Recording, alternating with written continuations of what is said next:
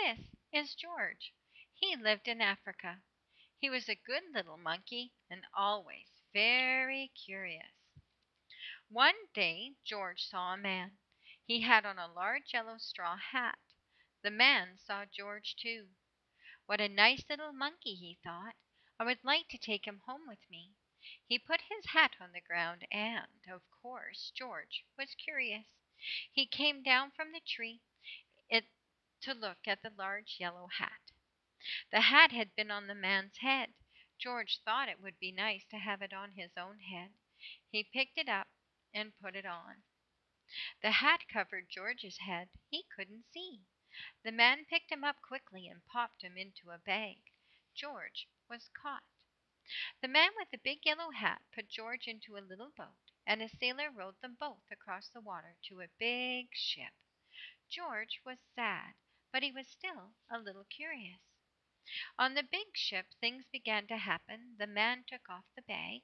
George sat on a little stool, and the man said, "George, I'm going to take you to a big zoo in a big city. You will like it there. Now run along and play, but don't get into trouble." George promised to be good, but it is easy for little monkeys to forget. On the deck he found some seagulls. He wondered how they could fly. He was very curious. Finally he had to try. It looked easy, but oh, what happened? First this and then this. Where is George? The sailors looked and looked. At last they saw him, struggling in the water, and almost all tired out. "Man overboard!" the sailors cried as they threw him a life belt. George caught it and held on. At least he was safe on board. After that, George was more careful to be a good monkey until at last the long trip was over. George said goodbye to the kind sailors, and he and the man with the yellow hat walked off the ship onto the shore and on into the city to the man's house. After a good meal and a good pipe, George felt very tired. He crawled into bed and fell asleep at once. The next morning the man telephoned the zoo. George watched him. He was fascinated. Then the man went away. George was curious. He wanted to telephone too. 1, 2, 3, 4, 5, 6, 7. What fun! Ding-a-ling-a-ling!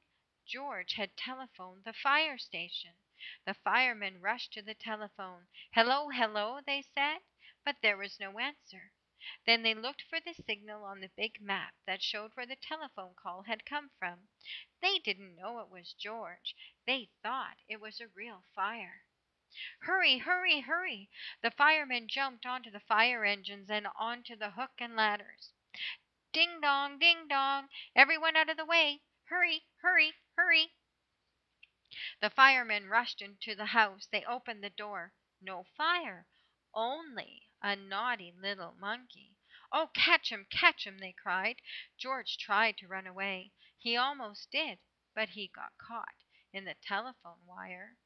And a thin fireman caught one arm and a fat fireman caught the other.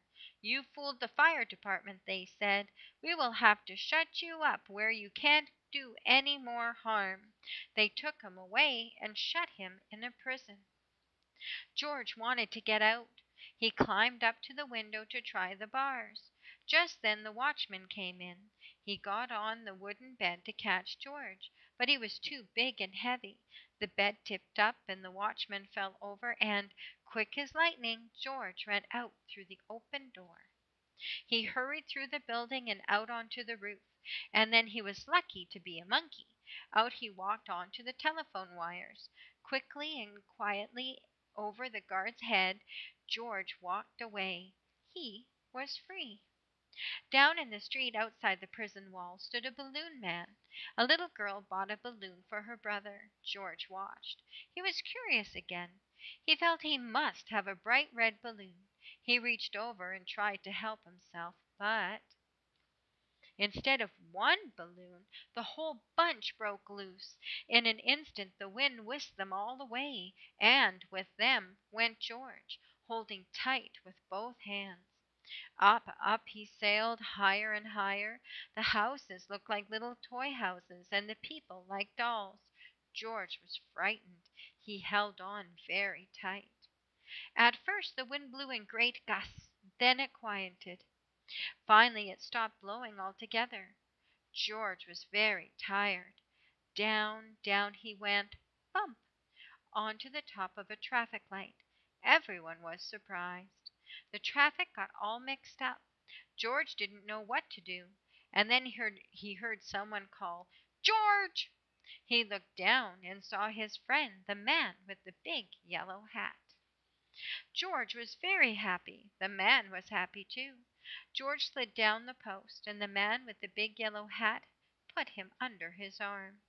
Then he paid the balloon man for all the balloons, and then George and the man climbed into the car, and at last away they went. To the zoo. What a nice place for George to live!